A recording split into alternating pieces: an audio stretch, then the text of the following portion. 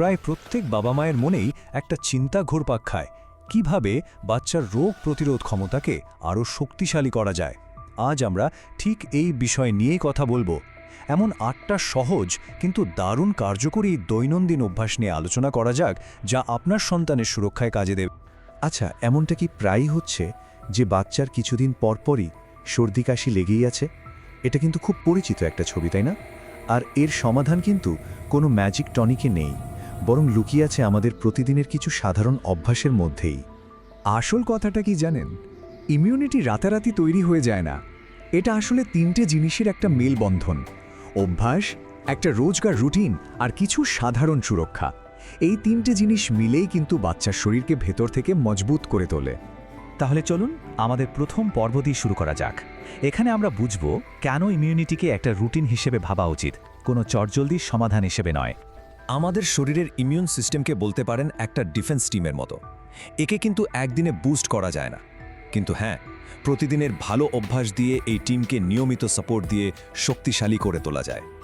এবার আমরা চলে এসেছি আমাদের দ্বিতীয় আর সবথেকে গুরুত্বপূর্ণ একটা পর্বে, রেইনবো প্লেট নিয়ম। মানে বাচ্চার খাবারের থালাটা কেমন হওয়া উচিত। কনসেপ্টটা কিন্তু বেশ মজার। প্রতিদিন খাবারের প্লেটে নানা রঙের খাবার যোগ করতে হবে, যেমন ধরুন সবুজ শাক, কমলা গাজর বা লাল টমেটো। মনে রাখতে হবে, প্লেটে যত বেশি রঙের আনাগোনা হবে, শরীরে তত বেশি বিভিন্ন ধরনের পুষ্টি পৌঁছাবে। এই চার্টটা একবার দেখুন।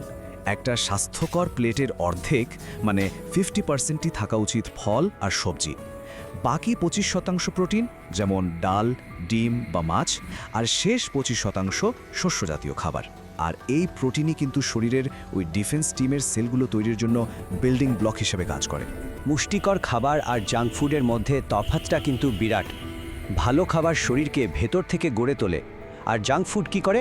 শুধু পেট ভরায়, কিন্তু পুষ্টির দিক থেকে প্রায় শূন্য। তাই চিপস বা কোল্ড ড্রিঙ্কসের মতো খাবারগুলো রোজকার জন্য একদমই নয়। এগুলো না হয় থাকলো বিশেষ কোনো দিনের জন্য। শরীরের এনার্জি লেভেল ঠিক রাখতে দুটো জিনিস খুব জরুরি: 1, পর্যাপ্ত জল, আর 2, নিয়মিত খাবার। দুটো খাবারের মধ্যে অনেক বেশি গ্যাপ হয়ে গেলে বাচ্চারা কিন্তু ক্লান্ত বা খিটখিটে হয়ে পড়তে পারে। তাই সবসময় সাথে একটা জলের বোতল রাখা কিন্তু দারুণ একটা অভ্যাস। বেশ, খাবারের পর্ব তো গেল, এবার আসা যাক আমাদের তৃতীয় পর্বে। এখানে আমরা দেখব খাবারের মতোই জরুরি আরও 3টি বিষয়: ভালো ঘুম, মন খুলে খেলাধুলা আর প্রকৃতির ছোঁয়া। ঘুম কিন্তু আসলে আমাদের শরীরের রিপেয়ার টাইম, মানে এই সময়েই শরীর নিজেকে সারিয়ে তোলে। তাই প্রতিদিন একটা নির্দিষ্ট সময়ে ঘুমানোর রুটিন বানানো খুব দরকার। আর ভালো ঘুমের জন্য ঘুমাতে যাওয়ার অন্তত 1 ঘন্টা আগে থেকে মোবাইল, ট্যাব বা টিভি দেখা বন্ধ করে দেওয়াটা খুব জরুরি। প্রতিদিন একটু ছোটাছুটি, দৌড়ঝাঁপ বা সাইকেল চালানো এই সব বাচ্চার শরীরকে ফিট রাখে। তবে এটা শুধু শরীরের জন্য নয়, সারাদিনের ক্লান্তি আর মানসিক চাপ কমাতেও কিন্তু খেলাধুলার কোনো বিকল্প নেই। মনটাও একেবারে ফুরফুরে হয়ে যায়। আর হ্যাঁ, প্রকৃতির কথা কিন্তু ভুলে গেলে চলবে না।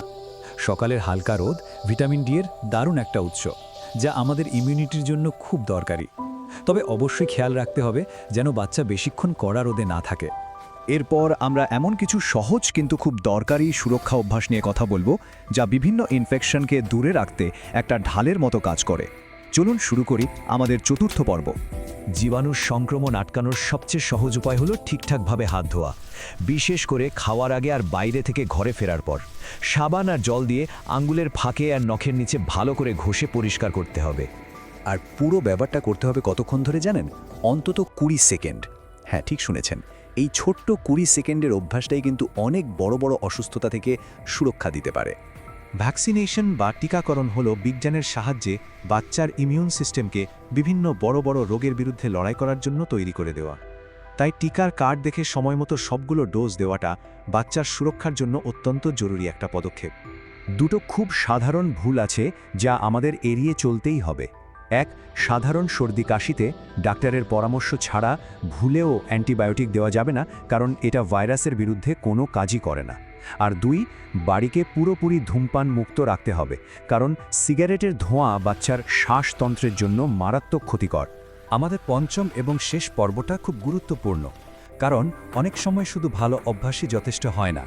আমরা এখন জানব ঠিক কখন একজন ডাক্তারের পরামর্শ নেওয়াটা অপরিহার্য হয়ে পড়ে।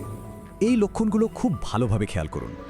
যদি জ্বর 3 দিনের বেশি থাকে, বাচ্চার শ্বাস নিতে কষ্ট হয়, ও কিছু খেতে বা পান করতে না পারে, অস্বাভাবিকভাবে নিস্তেজ হয়ে পড়ে, অথবা ডিহাইড্রেশনের কোনো লক্ষণ দেখা যায়, তাহলে একদম দেরি না করে অবশ্যই ডাক্তারের কাছে যেতে হবে। সুতরাং আলোচনার শেষে আমরা আবার সেই মূল কথাতেই ফিরে আসি। বাচ্চার রোগ প্রতিরোধ ক্ষমতা কোনো জাদু দিয়ে তৈরি হয় না, এটা আসলে একটা দৈনন্দিন রুটিনের ফল। প্রতিদিনের এই ছোট ছোট সাধারণ অভ্যাসগুলোই একসাথে মিলে বাচ্চার জন্য একটা শক্তিশালী সুরক্ষা কবচ তৈরি করে।